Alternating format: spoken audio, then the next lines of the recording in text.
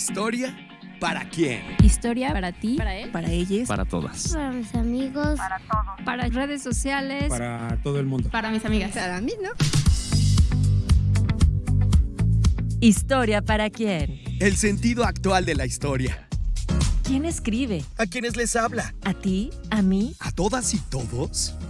Una coproducción entre el Instituto Nacional de Estudios Históricos de las Revoluciones de México y Radio Educación.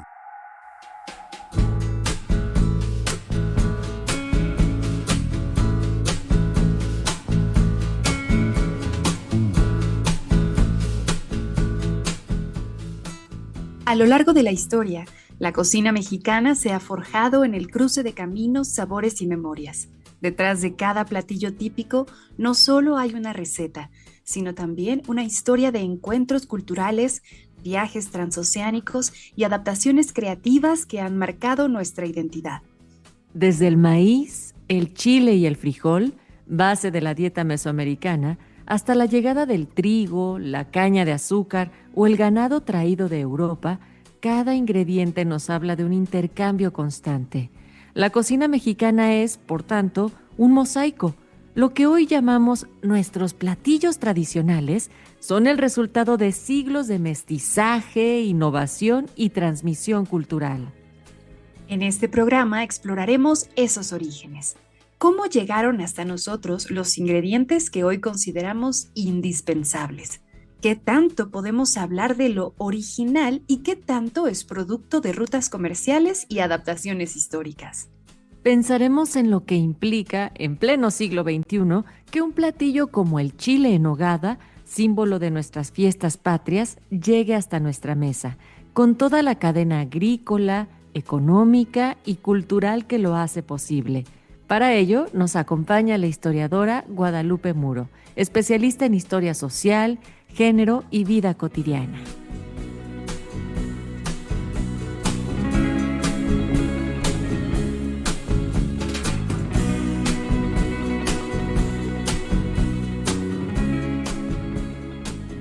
Gente querida, gracias por estar en su programa de historia con el que arrancan cada lunes. Aquí estamos en Historia para quién y hoy abrimos el apetito intelectual, pero también salivaremos con las historias sobre las rutas de la comida, desde los mercados y supermercados hasta nuestra mesa. Y es que ya estamos en septiembre, estamos inaugurando así el 9º mes de este 2025 y ya están a la vuelta de la esquina las fiestas, el fin de año, así es que acompáñenos. Yo soy Natalia Luna y como cada semana estoy con mi querida amiga, la gran Tam Tam, también conocida como Tamara Aranda, historiadora e investigadora del INERM. ¿Cómo estás, querida? Pues muy feliz de estar nuevamente aquí contigo, Natalia, y muy feliz también de que Guadalupe Muro nos acompañe otra vez en Historia para quién, pero ahora hablando de algo que le gusta también mucho y que nos ha puesto a sentarnos a platicar en varias ocasiones, que es la comida. Así que, bueno, ahorita que estamos yendo a comer a todos lados y en todas las cartas ya nos ofrecen el chile en nogada, bueno, no podemos evitar pensar en cómo llega este producto a nuestras mesas. Y eso nos permite pensar también en algo que quedó pendiente en otras conversaciones de Historia para quién, y es cómo llegan los alimentos que consumimos día con día a nuestras mesas. Así que inaugurando, como bien decías, este mes de septiembre, mes de las fiestas patrias, pues vamos a preguntarnos cómo es que esos platillos típicos que podemos consumir, degustar y disfrutar se pueden hacer posibles en estas cocinas de nuestro país. No, y es que yo ya voy a decir como mi tía, no, yo huelo a pozole y ya se acabó el año. Le sigue toda la ruta gastronómica hacia Día de Muertos, en fin, y llegando a la Navidad. Querida Lupita Muro, ¿cómo estás? Bienvenida de nueva cuenta a Historia para quién. Hola, es un placer hoy estar otra vez por acá y hablando de un tema que es muy rico y muy interesante. Aunque ya te conocen nuestras audiencias, vuelve a presentarte, por favor, con tus gustos, filias y fobias. Yo soy una historiadora que le gusta mucho hablar sobre la vida cotidiana, la historia social, la historia de la alimentación y también la historia de la ciencia. Y también me gusta mucho, pues, comer y conocer nuevos lugares a través de la comida, pero también la curiosidad me lleva a preguntarme por qué estoy comiendo esto, por qué tengo ciertas prácticas, no sé, por qué me gusta mucho salir a la calle y comer y sentirme feliz cuando como tacos, empezar a reflexionar sobre eso, incluso cosas que a lo mejor antes no me gustaban, como en otros tiempos, por ejemplo, los tacos de tripa en otras décadas eran un placer, pero también vistos como algo horroroso, algo que no estaba listo para el paladar de las personas. Y recuerden que podemos estar conectados a través de nuestras redes, Tam. Así es, podemos contactarnos con ustedes, pueden contactarse con nosotras a través de nuestro WhatsApp en el 55 12 33 29 15 y también pueden escucharnos pues siguiendo esta transmisión a través de las redes sociales, en Facebook, en X, tanto de Radio Educación como del INERM, también sintonizando la frecuencia del FM en el 96.5 y por supuesto buscándonos en Spotify si ustedes buscan así tal cual Historia para quién. Ahí van a encontrar nuestro programa. Eso es bien importante porque nos tienen que buscar como el nombre completo del programa y les van a aparecer cada uno de los episodios que hemos transmitido hasta este momento. Y bueno, vamos a empezar esta conversación ahora sí de lleno, porque sin duda alguna la historia de la comida es historia de muchísimas otras cosas, ¿no? Historia económica, historia social, historia cultural y por supuesto nuestra historia patria y cómo entendemos algunas cosas ahí que hemos escuchado desde la educación básica como el mestizaje. Así que yo te quisiera preguntar, Lupita, para empezar esta conversación, ¿qué papel tenían el maíz, el chile y el frijol en la vida cotidiana y ritual de los pueblos originarios? ¿Y cómo es que ha permanecido esta influencia hasta nuestros días? Sí, Tamara, el maíz, el chile y el frijol eran indispensables en la dieta en esos años, eran también incluso ejes espirituales y sociales en donde se conocen estos ingredientes como la famosa triada. El maíz, por ejemplo, estuvo ligado a mitos de creación, en donde decían que los hombres estaban hechos de maíz. Igual estas representaciones las podemos ver en libros como el Popol Vuh, en donde empiezan a hablar sobre esta simbología, pero incluso tenemos presente al maíz en representaciones de dioses, en donde ponen las mazorcas o la planta, o también en muchas ofrendas se han encontrado semillas del maíz, también en códices se habla sobre representaciones de tortillas,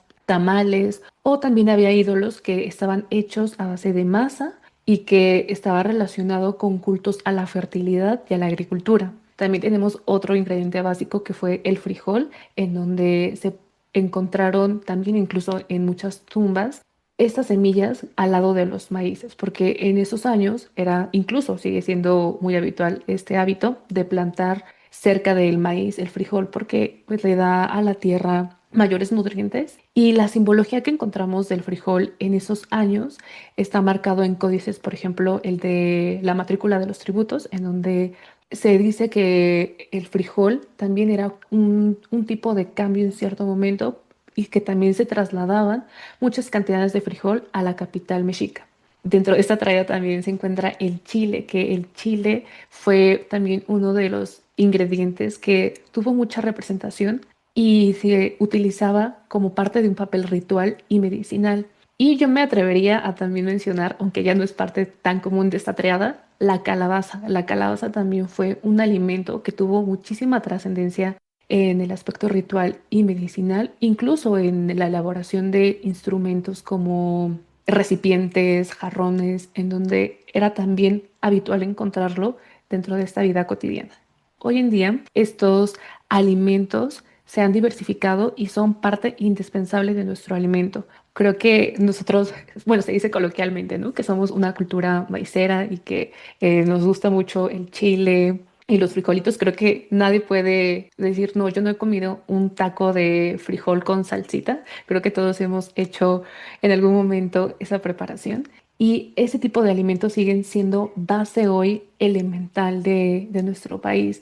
Si bien por ejemplo, el maíz es uno de los principales ingredientes que se cultiva aquí hoy en día, pero también tenemos grandes producciones de frijoles con sus diferentes tipos y de chiles que también tienen una gran variedad. Es decir, son alimentos que hoy en día podemos encontrarlo en cualquier tipo de preparación, en cualquier tipo de circunstancias y en cualquier tipo de región. Son las bases que hoy en día también nos identificamos como mexicanos cuando decimos, bueno, comida, identidad mexicana, chile, maíz y frijol. Ujú. Y hay muchos otros elementos que van marcando parte de esta identidad que se establece a través de la cocina, de la comida, Lupita.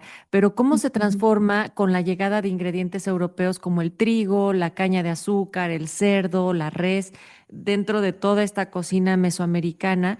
Y algunos ejemplos para ver cómo se pudo dar este mestizaje también de ingredientes y técnicas. Sí, fue un proceso muy enriquecedor porque estamos hablando de la llegada de una cultura con gran trascendencia histórica en donde tuvo que haber cambios. Por ejemplo, llegó el trigo y automáticamente se hizo una competencia con el maíz porque la población estaba acostumbrada a consumir maíz en sus diferentes presentaciones, pero a pesar de que fue difícil quizá en los primeros años el saber cómo integrar el uso de esta semilla, fueron muy pocas décadas las que pasaron para que la población empezara a sentirse identificada con el uso del trigo y empezaran a consumir pan, que si bien hubo un hito muy grande del consumo de pan en la Nueva España, por ejemplo, había diferentes calidades de panes, no todos comían una harina de buena calidad, los que tenían pues una posición económica,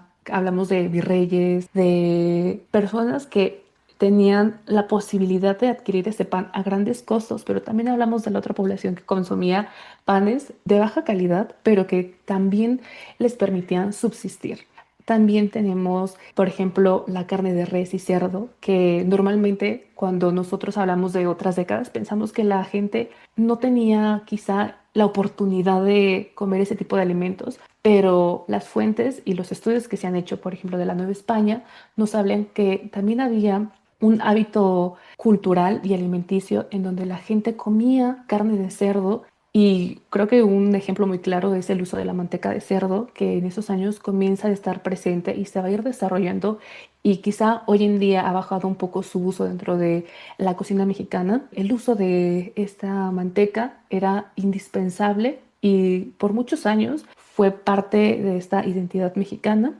Y también, por ejemplo, tenemos un ejemplo del mole que utiliza varios chiles, pero también semillas que llegaron de el viejo mundo y que empezaron a crearse diferentes combinaciones con el uso del cacao, con las almendras.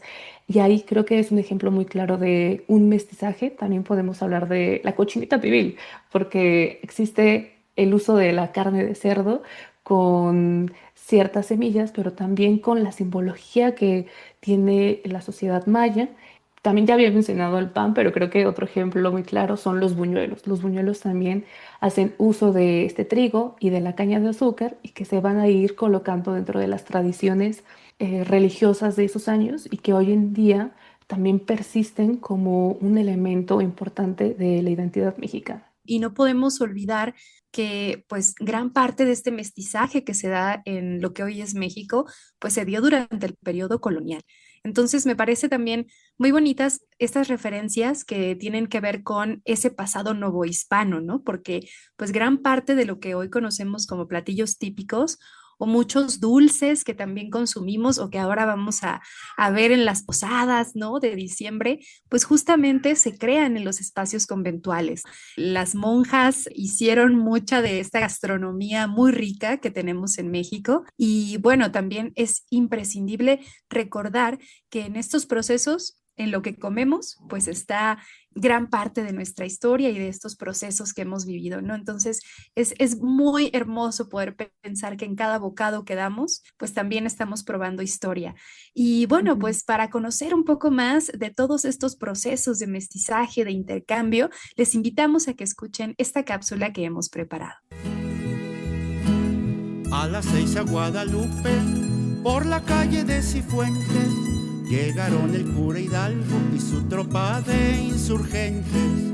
A las 6 a Guadalupe, por la calle de Cifuentes, llegaron el cura Hidalgo y su tropa de insurgentes.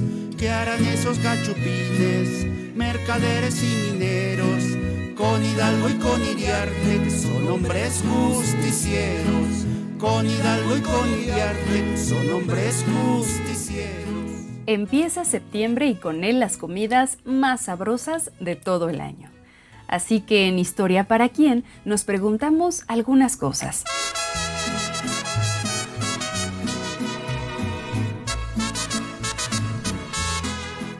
¿Cómo se conforma un platillo típico mexicano? ¿Debe tener forzosamente maíz, frijol y chile? ¿Por qué esos ingredientes y no otros? ¿Y qué pasa con todos esos platillos que consideramos bien mexicanos, pero que tienen ingredientes con orígenes claramente extranjeros? Dígase, por ejemplo, los taquitos al pastor. No cabe duda que la comida tiene su historia, y México, con una riqueza gastronómica tan grande, tiene una variedad de platillos con una profundidad histórica y cultural que se remonta a la época anterior a la conquista, cuando la milpa concentraba la producción de alimentos y estos circulaban de unas regiones a otras a través de los vínculos de intercambio y comercio.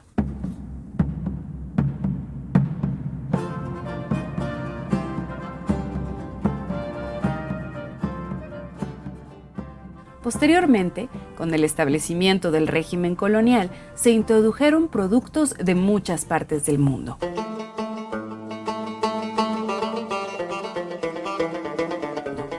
La cocina ibérica tenía una fuerte presencia árabe debido a los siglos de ocupación.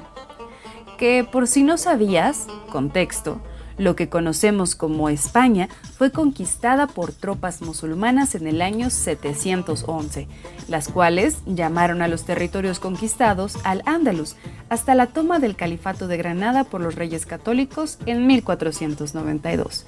Suficiente de contexto, ¿cierto?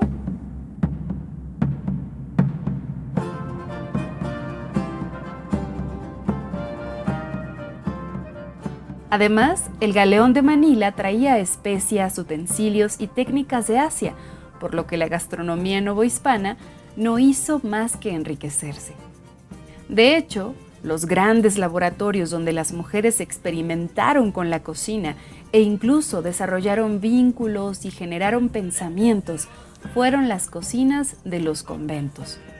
Por esa razón, Sor Juana Inés de la Cruz dejó un importante recetario e incluso llegó a decir que, aunque había sido enviada a la cocina de San Jerónimo como un acto de castigo para impedirle pensar y escribir, en la acción de cocinar había encontrado muchos motivos para reflexionar.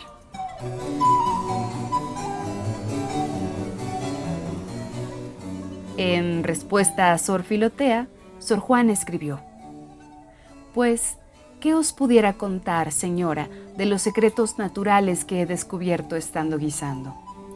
Veo que un huevo se une y se fríe en la manteca o aceite, y por contrario, se despedaza en el almíbar. Ver que para que el azúcar se conserve fluida basta echarle una muy mínima parte de agua en que haya estado membrillo a otra fruta agria. Ver que la yema y clara de un mismo huevo son contrarias, que los unos que sirven para el azúcar, sirve cada una de por sí y juntos no. Pero no cansaros con tales frialdades, que solo refiero por daros entera noticia de mí natural y creo que os causará risa. Pero, señora, ¿qué podemos saber las mujeres sino filosofías de cocina? Bien dijo Lupercio Leonardo, que bien se puede filosofar y aderezar la cena. Y yo suelo decir viendo estas cosillas, si Aristóteles hubiera guisado, mucho más hubiera escrito».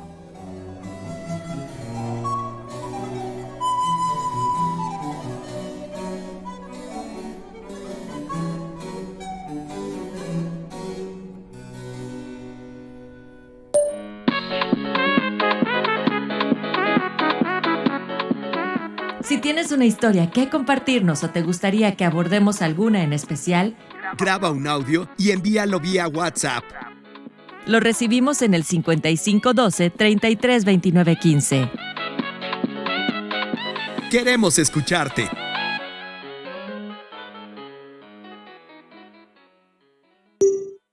Queremos escucharte. Seguimos con ustedes, esto es Historia para quién. Hoy estamos conversando sobre el origen de los alimentos que consumimos en la actualidad y que en gran medida se vuelven elementos identitarios de pueblos enteros, porque la comida nos habla del lugar en el que estamos situados, nuestro cuerpo, el cuerpo que también se pone para sembrar, cuidar, cocinar y se socializa e impacta en la cotidianidad de nuestra vida y en las fechas especiales como en septiembre, pues también aprovechamos y nos reunimos y en ocasiones incluso podemos reflexionar de dónde vienen estos alimentos, por qué nos hacen sentir más en nuestro lugar de origen y por eso vino hoy Guadalupe Muro para platicar con nosotras y sobre todo esta historia, Guadalupe. Es un gusto poder saborear la historia y me gustó mucho lo que dijo Tamara. Estamos probando a través de la historia y entender que muchos de los alimentos que hoy tenemos y que es parte de nuestra cotidianidad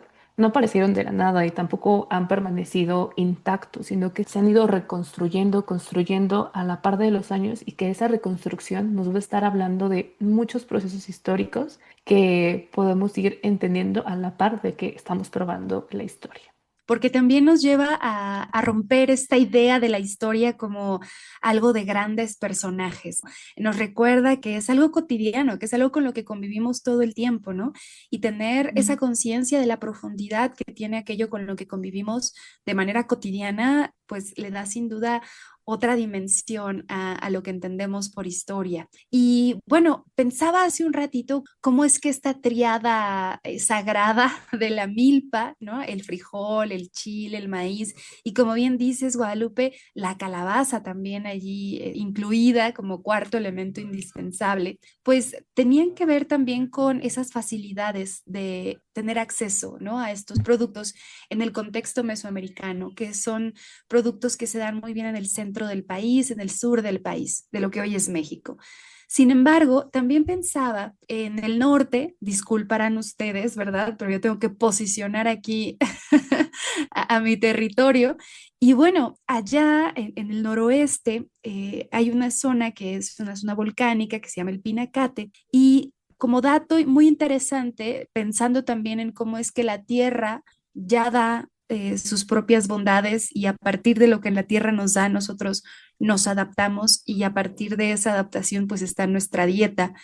Pues bueno, se han encontrado también vestigios muy interesantes del uso de morteros de un pasado muy lejano, de una cultura que vivió hace muchísimos siglos ahí en el Pinacate, que era la cultura, bueno, actualmente se les conoce como Tohono O'odham, y en ese momento y en ese contexto geográfico específico eran Aquimel O'odham. A ellos se les llamaba pinacateños y bueno, en este caso lo que hacían en estos morteros que se han encontrado, que son básicamente como molcajetes de un pasado muy lejano, que también se hacían en esa zona del norte. Y pues allá no hacían salsitas, como hacemos ahora con los molcajetes del presente, sino que en realidad hacían unas tortillitas a través de moler la péchita de un producto, bueno, de una planta que se da específicamente en esa zona, que es el ocotillo, ¿no? Esta péchita, pues, es la frutita del ocotillo que molían en estos morteritos. Además son muy curiosos porque tienen un conducto chiquitito por donde escurría el líquido y en esa molienda, pues, hacían las tortillitas, hacían algunas sopas. Entonces me parece muy interesante cómo es que en estos contextos que nos podrían parecer tan áridos, pues bueno, también se dieron todas las adecuaciones, toda la creatividad humana para poder alimentarnos, ¿no? Y recordaba una clase que tuvimos en la universidad en la que nos hablaban de cómo es que pues muchas otras culturas del mundo comparten los instrumentos de barro, por ejemplo, de madera y de piedra o de roca.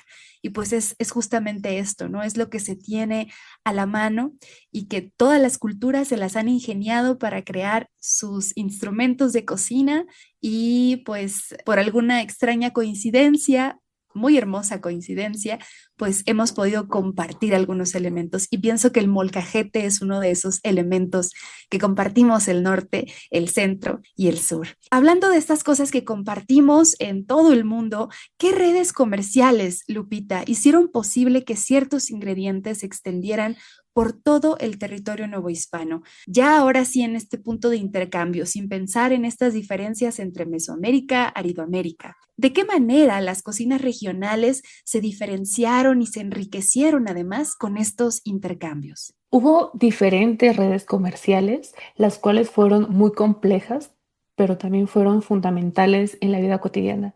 En primer lugar, podemos tener a estos grandes circuitos, como el llamado Galeón de Manila, un barco que venía de Asia y llegaba a las costas de Acapulco y traía pues de todo un poco, traía especias, arroz, incluso cerámicas, que nos van a permitir que traigan nuevos acercamientos, no solo con los ingredientes, sino también cómo a partir de estos ingredientes van a empezar a hacer mezclas, van a empezar a hacer diversas creaciones, pero también hablando ya desde un territorio interno, pues también existían estos caminos reales. Y esos caminos reales lo que hacían era que permitían la conexión de diferentes regiones en donde se empezaba a trasladar de todo un poco. Hablamos de carnes, panes, frutas, verduras y que podían llegar de forma constante a las ciudades o a diferentes pueblos o también en famosas ferias en donde en ciertas fechas llegaban productos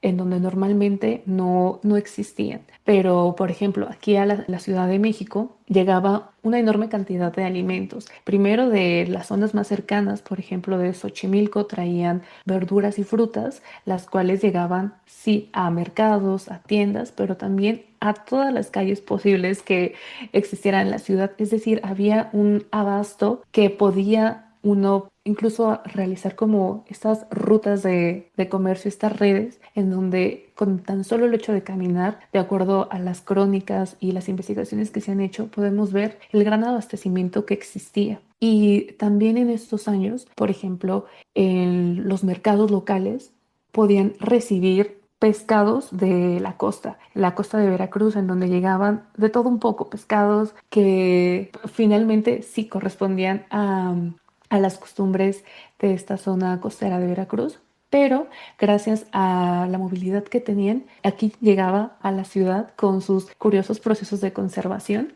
en donde sí ponían sal para conservar estos alimentos y también, por ejemplo, hablamos de redes comerciales muy internas dentro de las propias ciudades, que podemos ver estas redes comerciales dentro de los conventos, en donde estas monjas podían acceder a diferentes ingredientes, claro, dependía del tipo de conventos, pero que a algunos les permitía el poder utilizar diferentes ingredientes para elaborar los moles, los confites, los malchamanteles, los dulces. Y van a empezar también a crear una alimentación y una idea muy particular de qué era lo que existía en esos momentos. Y la verdad es que hubo una red comercial muy grande. Eso lo estoy diciendo a grandes rasgos, pero una red comercial que finalmente le dio sustento, alimento a muchísimas zonas del país, pensando incluso que en esos años eran zonas que estaban apartadas de una a otra. El traslado implicaba muchísimo tiempo y entre estas dificultades, obviamente, alimentos que llegaban en buenas condiciones, otros ya llegaban en estado de descomposición, que también es un tema muy interesante cómo empezaban a adaptar estos alimentos descompuestos dentro de las prácticas alimenticias de la población.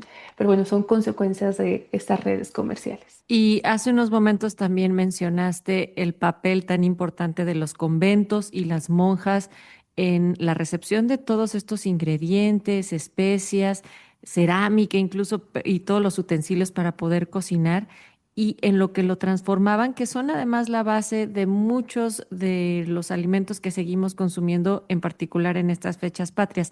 Tamara ya lo mencionaba antes de entrar al aire, pero quisiéramos que ahondaras en ello. En estos años de la Nueva España, estos conventos van a tener un papel muy importante porque van a tener, dependiendo del tipo de convento, tenían la oportunidad de dedicarle grandes horas a la cocina. Un ejemplo de ello tenemos a Sor Juana Inés de la Cruz, quien a través de sus escritos podemos ver cómo le dedicó largas horas a el llamado laboratorio de la cocina. Y dentro de estos conventos van a empezar a crearse diferentes alimentos, como eran las confituras de dulce, también galletas, bizcochos, panes, y ya van yéndonos a lo salado, tenemos a los moles, y también existe la idea de el chile en nogada, que creo que es un tema muy complejo porque se debate mucho cuál es el origen de este famoso platillo, pero dentro de estos conventos hubo una gran oportunidad de empezar a combinar diferentes ingredientes para crear platillos que hoy en día se le asocian a que vienen de ahí. También tenemos un ejemplo, por ejemplo, del rompope. Ahí también las monjas empezaban a interactuar con los alcoholes e incluso con el chocolate, que ya es bien sabido que el chocolate en algún momento fue prohibido que se elaborara y que se consumiera dentro de estos espacios. Y fíjense, todos los días comemos, pero bueno, ¿qué tanto sabemos o qué tanto entendemos de cuál es esa ruta que sigue la comida? ¿Cuánto también somos conscientes sobre el proceso que conllevan los alimentos que consumimos día a día? Vamos a escuchar lo que opina la gente en las calles, a quienes les preguntó nuestro querido compañero Juan Ramírez.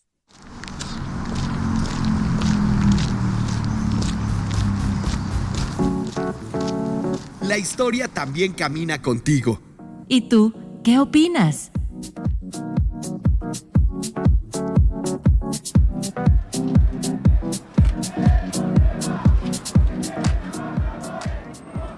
Ruta de la comida, es que no sé si se ha enfocado como a cómo viene la comida desde, no sé, desde que se cosecha o en ruta en cuanto a los tipos de comida que hay en México. Me acuerdo de un programa que salió hace muchos años, comida mexicana, ruta gastronómica, algo así. De alimentos, pues en general, como de los puestos de comida. A mí me suena la de Ruta de la Garnacha, que es justamente ir probando la comida típica mexicana e ir recomendando, ir diciendo para que la gente vaya a probar esos alimentos a diferentes partes de la República. Yo pienso que es la ruta que hace un alimento desde que, por ejemplo, lo siembran hasta que lo cosechan y cómo llega al súper o al tianguis. Supongo que los ganaderos que cuidan las vacas y las alimentan, y después de ahí pasa toda esta cadena para que la carne llegue a un supermercado, que yo lo pueda comprar y lo pueda adquirir. El maíz también ya se está dejando de lado, ya cada vez hay menos variedad y el proceso para producción pues ya no es nada como era hace unos años, en que era más saludable que ahora. Porque hay pocas oportunidades económicas dentro del campo. Aunque sea un plato sencillo, llega a haber pues sí muchas personas que intervienen, campesinas que trabajan en el campo, hasta incluso fábricas, que es donde compramos algunas veces los condimentos o ya los sazonadores. Es un trabajo no tan valorado porque mucha gente se esfuerza en plantar la semilla para que crezca la cebolla, para que salga el chile, alimentar al puerquito o al animalito. Sí te pones a ver la ruta, porque, por ejemplo, los pollos últimamente dicen que les inyectan hasta esteroides para poderlos hacer más grandes, para poder vender más kilos de pollo, ¿no? No es la manera más humana, porque siento que los tienen en jaulas. Justamente no los agricultores, o sea, les pagan a centavos el kilo cuando ellos siembran, cosechan, o sea, traen espinas en las manos, están mal ellos, pero les pagan a centavos. ¿Cómo va a ganar un senador más que un campesino? Es que es inaudito. No sé si le estoy comprando el aguacate, lo que cosechó el narco, porque pues sabemos que también en la actualidad no solo roban el dinero, sino también como tal ya las hectáreas y la cosecha. Y que obviamente va cambiando de precios poco a poco, de que entonces te lo venden en 2 pesos, pero ya en el súper lo encuentras a 20 por todas las manos que pasaron. Mi comida favorita, los tacos de cochinita pibil, con mucha cebolla. Una milanesa con papas. La tinga de pollo. Cualquier tipo de tacos. El hígado encebollado. Del pollo enchilado. Enchiladas verdes. La pechuga asada. Pues mira, es esfuerzo, pero también es muy lindo porque sí sé valorar todo lo que me llevo a la boca. Cuando lo hace, por ejemplo, mi mamá o una persona que le da el toque de amor, la ruta se vuelve mágica.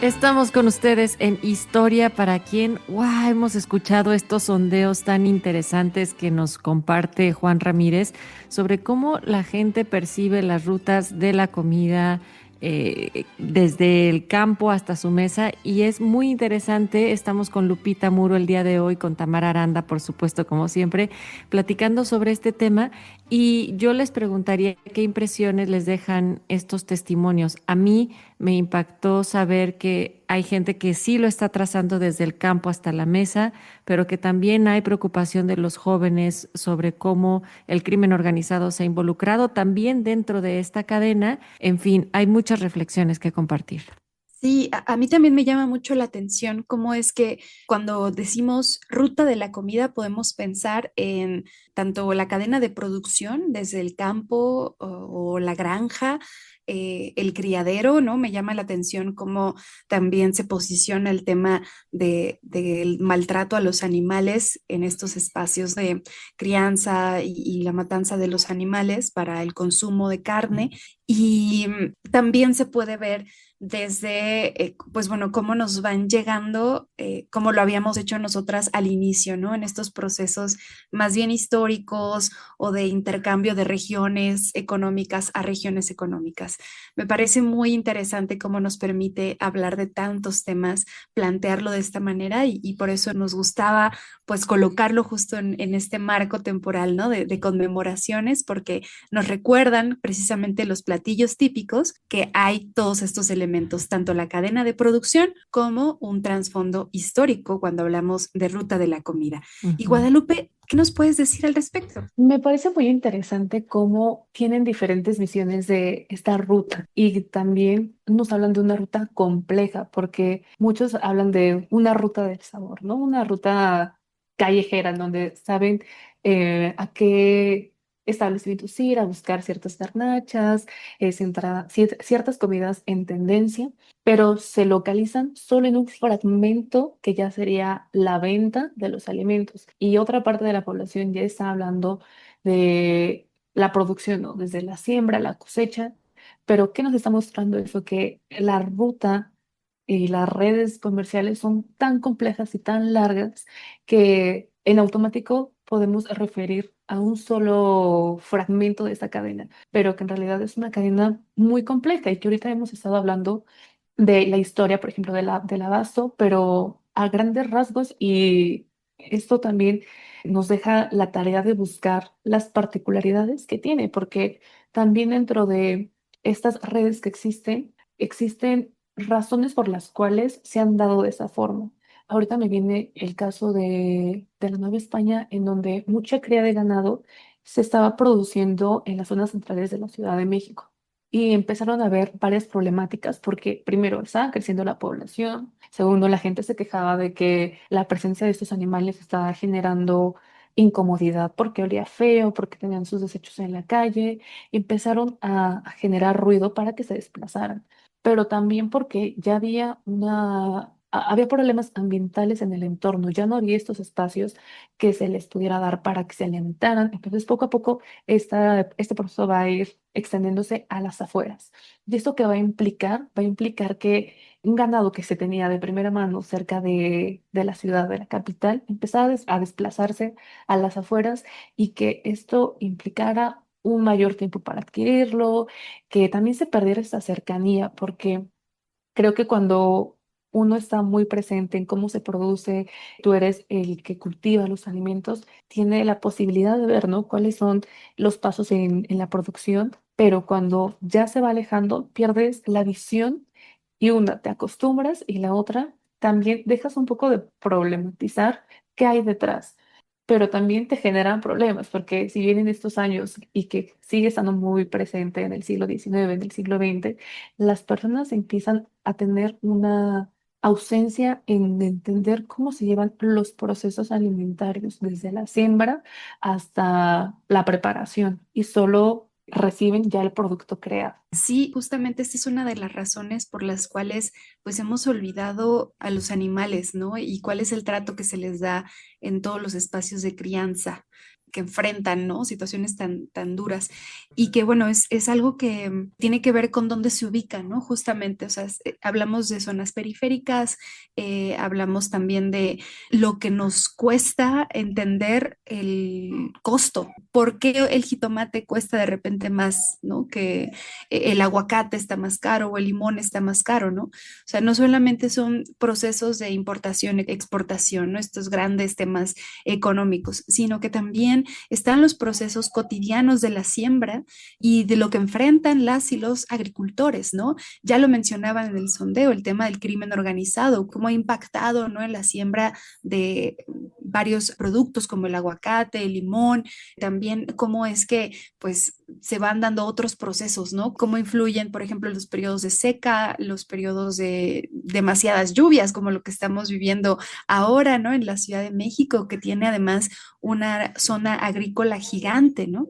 Entonces, bueno, también el clima influye muchísimo y esto ha sido algo que se ha visto también en otros momentos históricos. En épocas de sequías, durante el siglo XIX, pues era también muy claro, ¿no?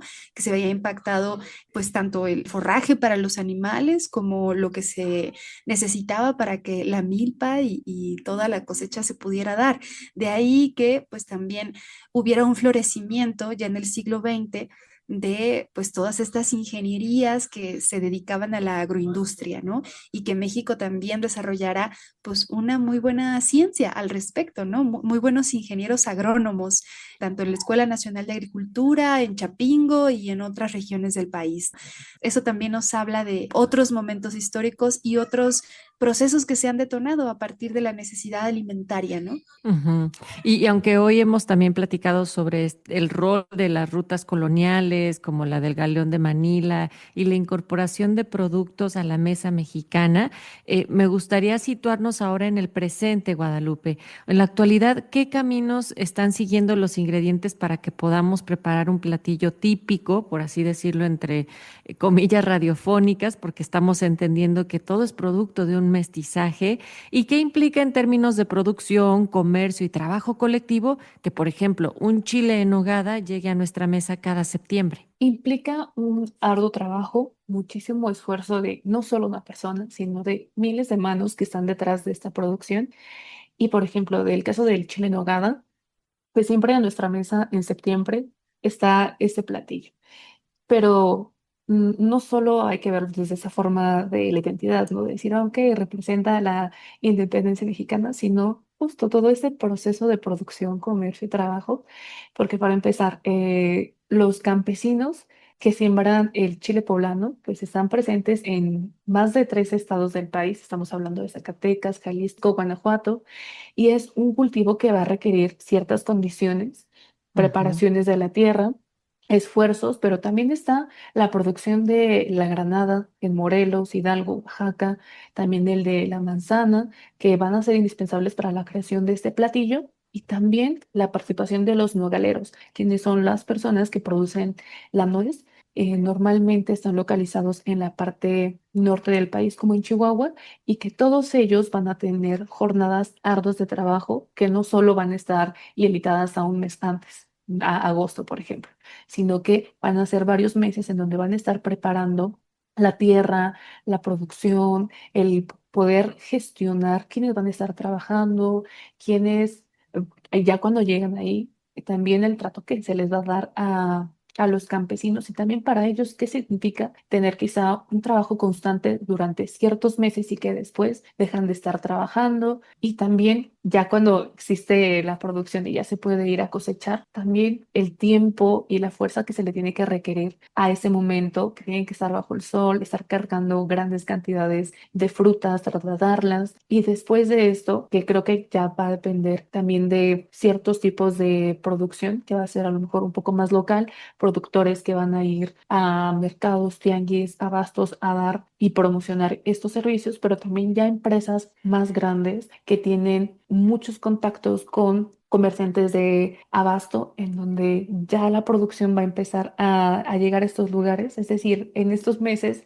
va a empezar a haber una gran movilidad de comercio de los alimentos, porque no solo van a ser las frutas, sino también estamos hablando de carnes, frutos secos, lácteos, que van a ser también parte de esta preparación del chile en nogada y que una vez que llegan a estos espacios van a pasar por las manos de las personas que les gusta cocinar, que son amantes de la gastronomía, las amas de casa, los cocineros, las cocineras, que ya van a empezar ellos a darle su particularidad, pero ahí empieza otra producción que ya va a ser la elaboración. Es decir, vemos en este claro ejemplo que hay una producción muy vasta en donde sí podemos ver cómo se van a estar cultivando, pero no solo verlo desde como el proceso de la agricultura, sino también verlo desde un lado humano, desde una historia social, en donde sepamos también que cuáles son las condiciones y qué implica este arduo trabajo que creo que muy constante ha estado siempre en el mercado. Estos ingredientes ha sido muy raro que no podamos encontrarlos. ¿Y qué hay detrás? Hay muchísimo esfuerzo, malos salarios, muy poco reconocimiento, una falta de regulación también, y que también, como lo mencionaba Tamara, quizás sí aumenta también el precio, no solo es porque está lejano, sino también porque están pasando cambios climáticos que hace que en una zona, por ejemplo, en el norte, a pesar de que quizá en el centro está lloviendo demasiado, allá no está llegando el agua, entonces también eso va a provocar que los alimentos escaseen y creo que es parte de lo que hoy en día se habla como de una resistencia alimentaria, en donde Ujú. nosotros al momento de estar alimentándonos, sí, podemos llenar nuestro estómago, pero también es importante pensar de dónde vienen las cosas. ¿Qué implica que a nuestra mesa lleguen estos alimentos? Que también está muy relacionado con el tema de la soberanía alimentaria. Cómo estos alimentos no llegan de la nada. Hay conexiones, hay redes que van a estar permitiendo que estos alimentos lleguen de un lado a otro, pero no es tan fácil. Implica negociaciones, acuerdos gubernamentales, también acuerdos entre campesinos que quizá también tienen el mismo producto a cultivar y tienen que llegar a acuerdos o quizá no llegan a un acuerdo y qué implica no llegar a un acuerdo, no solo con estas manos trabajadoras, sino con también otros grupos armados que están ya muy inmersos dentro de la producción de este tipo de alimentos. Y cuando te escucho hablar sobre un tema, o sea, que se ha ido ampliando, o sea, si lo situamos en lo contemporáneo, Guadalupe, Sí. pienso en cómo, en el ejemplo concreto de los chiles en nogada, hay retos muy específicos, ¿no? Para los campesinos. Están enfrentando competencia entre ellos mismos hacia el interior del país, pero también es paradójico pensar que China, hacia el exterior, es el productor mayor. Pero aunque tienen unas características distintas, estos chiles están surtiendo también esa necesidad y esa demanda, por así decirlo, no solo en estas fechas, sino a lo largo del año, pero que también es algo que se está movilizando. Y aunque hoy hemos hablado de cómo esta triada es parte de nuestra historia prehispánica y que se puede reflejar hasta nuestro día, el consumo de frijol ha bajado en los Ujú. últimos años. La mayor parte del maíz que se está consumiendo, o sea, el grado alimenticio para humanos, también es de exportación, no lo estamos produciendo en México. Es decir, esto también está manifestando una transformación en las dinámicas de quiénes y cómo comemos, también muy importante, o sea, cuando lo estamos asociando a un tema de identidad. Sí, claro, porque creo que cuando hablamos, por ejemplo, de una gastronomía mexicana, siempre entendemos al discurso que se ha ido construyendo a lo largo de los años, ¿no? Que dicen, ok, es un tipo de alimentos que no se mueven, que siguen así, que se pueden ir fundamentando y agarrando elementos de la historia para decir, no, es que ya hay muchísimos años en donde los alimentos y la preparación de ciertos platillos sigue siendo la misma, pero parte de las críticas que se hace a esta noción es que no está contemplando todos esos procesos que estás mencionando, Nat, que también ya hay una influencia global de la globalización de esto, en cuestión de los temas de alimentación, en donde ya la forma de preparar unas enchiladas, un pozole, los granos de maíz de dónde vienen, ya no vienen únicamente de forma interna, sino que también ya hay la presencia de otras naciones que también entraron a este campo de los alimentos y que también nos habla de nuevas tecnologías que ellos están llevando en sus zonas para que este tipo de semillas puedan crecer y puedan producir las cantidades, porque también no solo es que se dé, sino que también produzca grandes cantidades y que ese tipo de alimentos llegue acá a nuestro país. Creo que ahí hay muchas críticas y muchos temas que desglosar desde cómo entendemos también el tipo de gastronomía mexicana, los cambios que dan desde el abasto, los tipos de alimentos los tipos de ingredientes que utilizamos, pero también las relaciones que se tienen con otros países.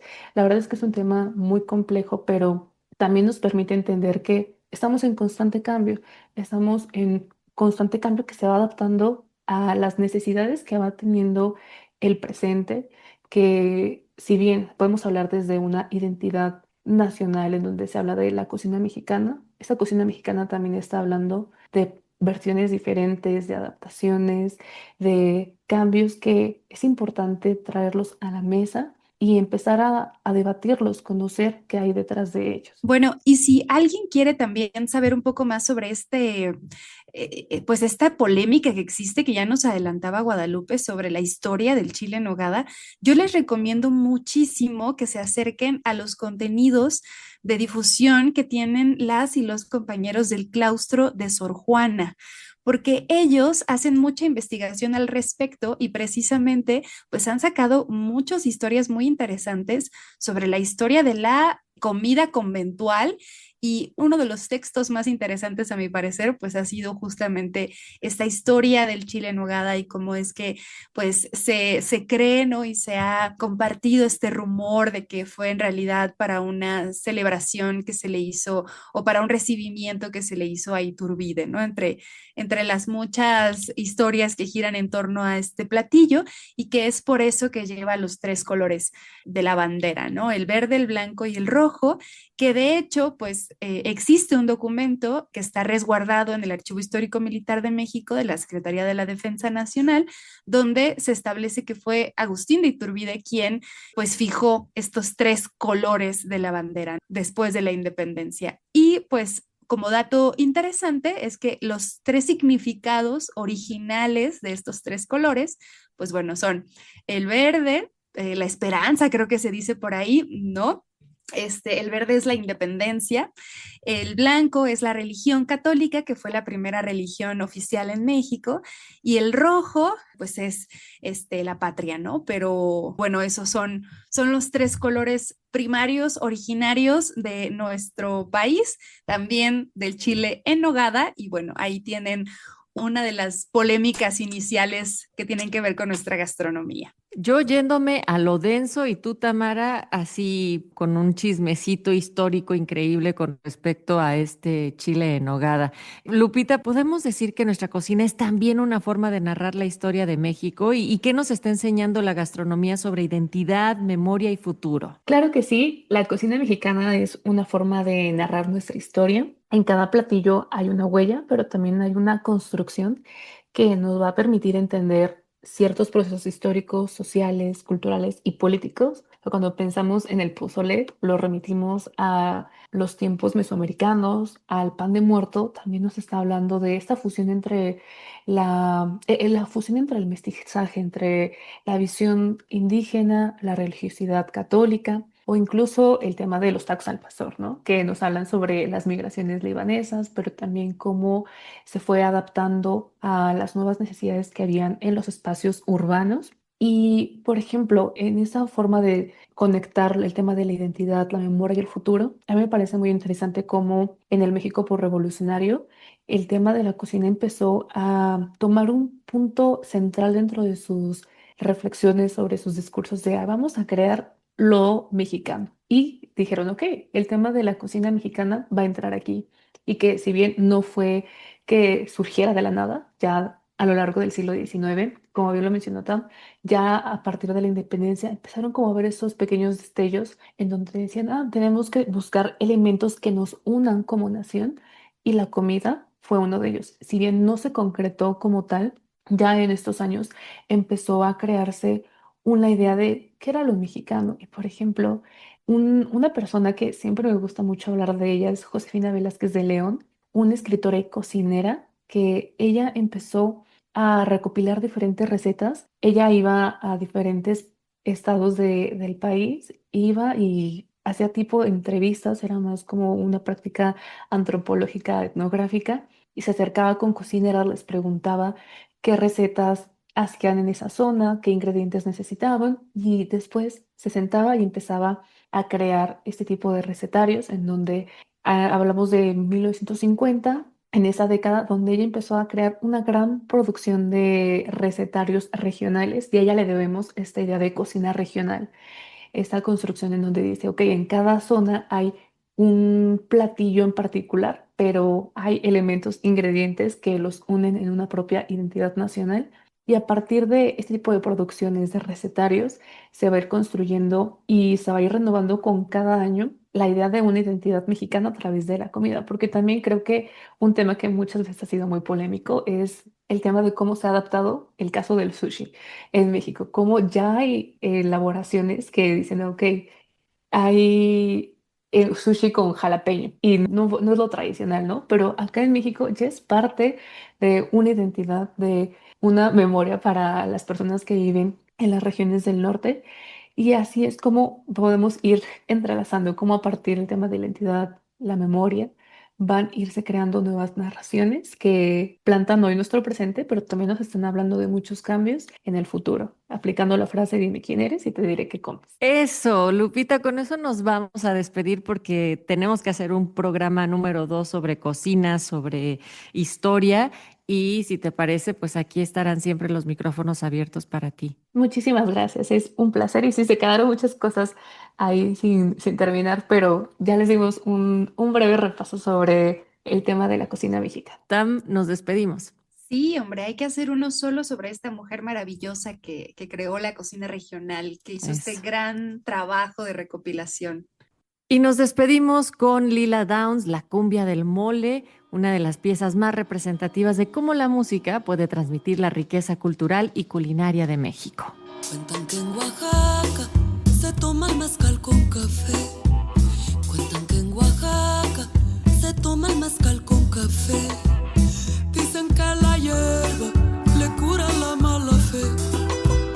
Dicen que la hierba le cura la mala fe. A mí me gusta el mole, que soledad me va a moler. A mí me gusta el mole, que soledad me va a moler.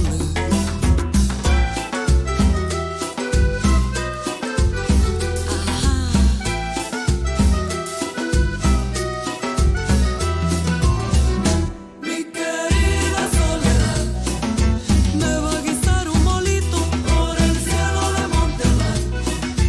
De noche sueño contigo, mi querida soledad. Me va a guisar un molito por el cielo de Monterrey. De noche sueño contigo.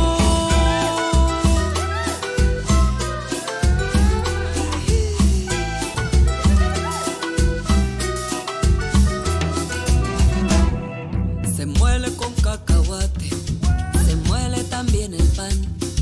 Se muele la almendra seca, se muele el chile y también la sal. Se muele ese chocolate, se muele la canela, se muele pimienta y clavo, se mueve la molendera. Se muele ese cacahuate, se muele también el pan. Participamos en este programa Juan Ramírez, Alma Lilia Martínez, Jimena Salgado, Tamara Aranda, Natalia Luna, en una producción de Mario Ledesma. Se mueve la molendera. Se mueve. Se mueve. Se mueve. Se mueve, se mueve, se mueve, se mueve.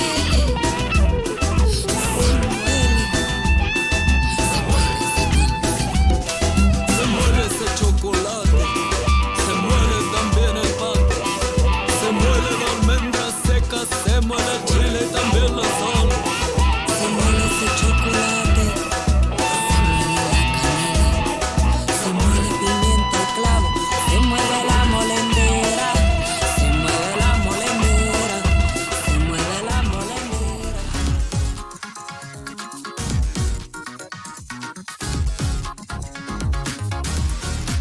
Radio Educación y el Instituto Nacional de Estudios Históricos de las Revoluciones de México presentaron ¿Historia para quién? El sentido actual de la historia.